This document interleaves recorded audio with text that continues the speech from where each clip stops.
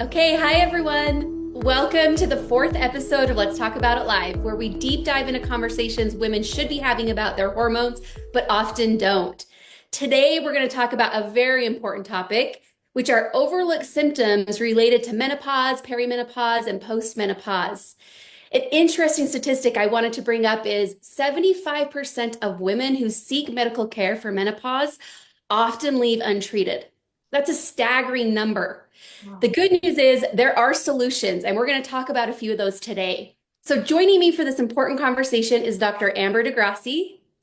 Oh, Lindy, it's so nice to have you here. Thanks, Amber. And yes, you are the founder of Healthy Home. I wanted to squeeze that in and I didn't give myself enough time, but thank you so much for being here. Dr. Amber is also certified in hormone health by the IN Institute and has a PhD in energy psychology.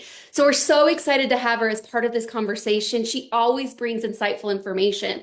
She's very passionate about educating and empowering women, and I'm grateful that I can join these calls with her as well. So I want to talk about some of those symptoms that we go to the doctor for, and they're overlooked when it's really about menopause or perimenopause. The first one is brain fog, and this is something that's near and dear to my heart. After having two kids, I can relate completely to brain fog, and it can be scary when you forget something or you just don't have that clarity that you used to. So, talk to us a little bit how brain fog is related to menopause. Oh my gosh, brain fog, you nailed it. Brain fog can feel scary. You start to panic that something's wrong. In our own household, as I was going through brain fog, I'm like, that person, that person, that name. And you start to worry that something is wrong because you were once really, really sharp and now you can't remember simple things or schedules. But I want to give you some relief because 3/4 of women going through perimenopause and menopause are going to have brain fog. And your brain is going through remodeling. If you looked on my social media, you would have saw yesterday I posted something by Dr. Lisa McConey. She's a neuroscientist, and she proved it's not just aging, it's menopause. She showed a brain scan of a woman before going through menopause and then during menopause. And there was a 30% reduction in our brain energy. And this was so impactful for women. This is something we've been saying for centuries, and she's now showing the proof on it. You feel like your brain is tired. It is tired and it's unable to meet the energy needs. And it's so critical that we're balancing our hormones. And so people will ask me, like, what do you do during this phase? And I'll say, you start to simplify your life. You aren't who you were yesterday. You need to simplify your brain routine. And what I mean by that is you want to make sure that the simple things that are clogging up your environment, get rid of them. This is a time to declutter, get rid of all the excess energy in your space, and get yourself in a really simple routine. And balancing your hormones is key to that. I love that tip. I think when you declutter your physical space, your mental space becomes a lot more clear as well. Great tip. Another symptom of menopause is hair loss. And that's one that can be devastating. I think as women, we identify ourselves with our hair. And when you have that hair loss, you can feel very, uncomfortable. You lose a little bit of confidence. So why does that happen? What happens with menopause and why does hair loss part of that? Yeah, as our hormones go down, hair loss becomes one of the most impactful pieces of going through perimenopause and menopause.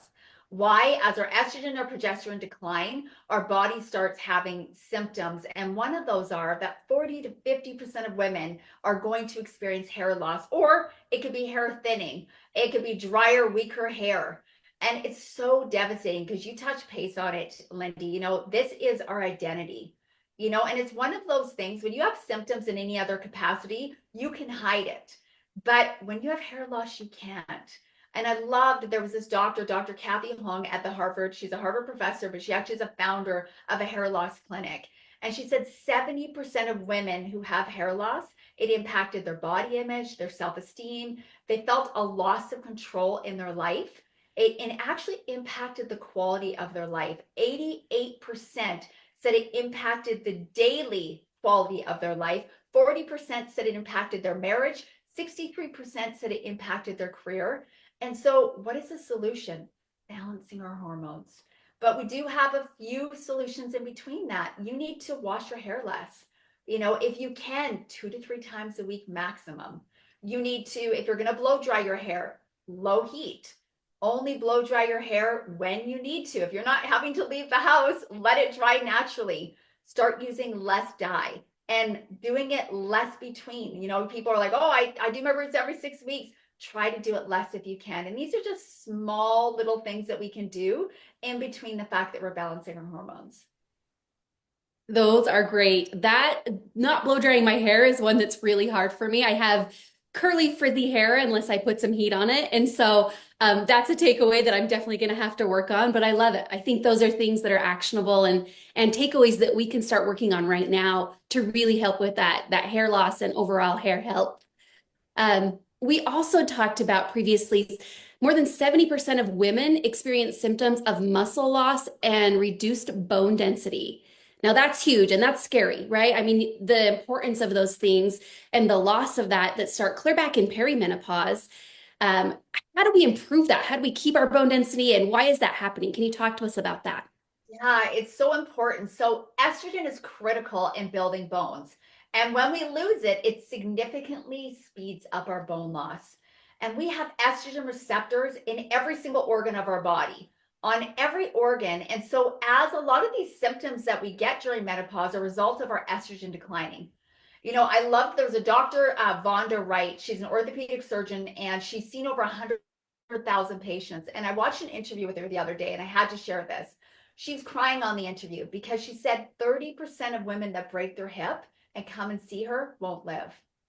And, she used an example of Aunt Mary, who's never been treated for menopause, none of her symptoms. She breaks a hip and, from a bone that she never paid attention to, and now her bones are screaming. And she's gone in to see her. She's broke her hip. She has a UTI, so urinary tract infection. And if her heart is not strong, they can't do surgery. They can't give anesthetic if her heart's not strong. And so she sees these women who come in and they've taken care of everybody else their entire life, but they haven't taken care of themselves. And that's a condition she's seeing of women postmenopausal. And it doesn't have to be this way. There are solutions for us to take care of this. And people are not talking about those solutions. We decline our hormones rapidly as we go through menopause.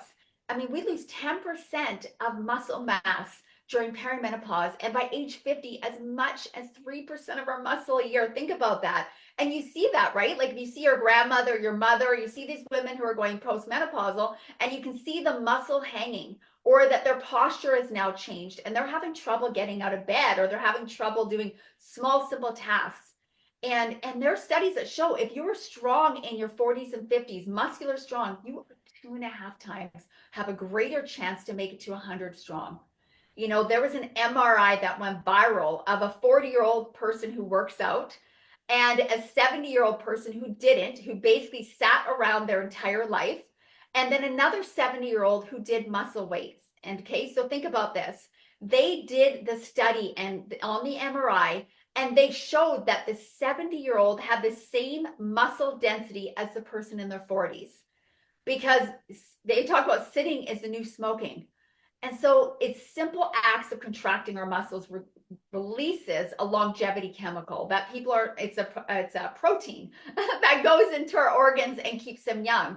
And what was really cool is this can change at any age, right? Like you don't have to just be working out when you're young. My grandmother, who's 94, we started getting her to lift small weights when she was in her 80s.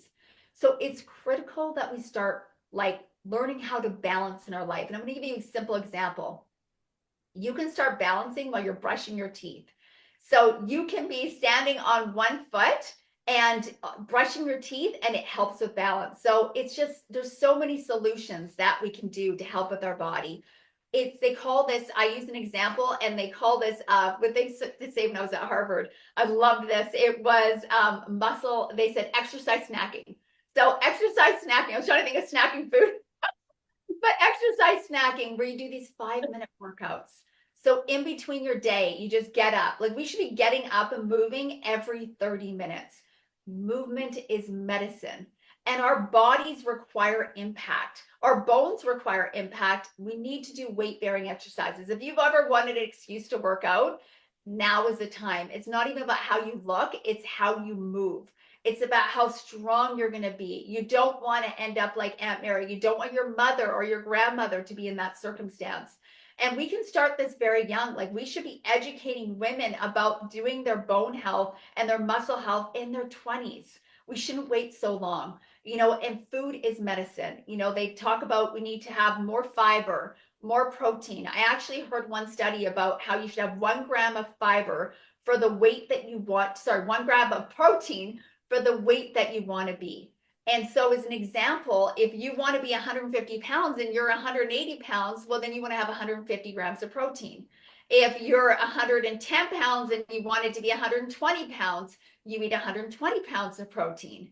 And so everybody's body's different, but you can see why it's so impactful that we are balancing our hormones at every stage of our life. It's not just about, looking well and feeling well. It's about aging well. It's about being there for the people we love, being there to take care of your grandchildren, and being strong and vital.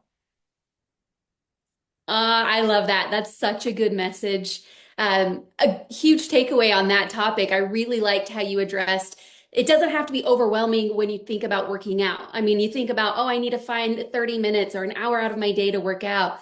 But the reality is you can be doing these micro workouts throughout the day. Like you said, balancing on one foot while you're brushing your teeth, right? Just these little things that will improve your health over time. And it allows you to build up to those 30-minute workouts. And so I feel like that's kind of saying we have no excuse. Even for myself, I'm telling myself this. We can do this in really easy ways. We can do this with our nutrition as well. So really liked the takeaways that you provided on that last question.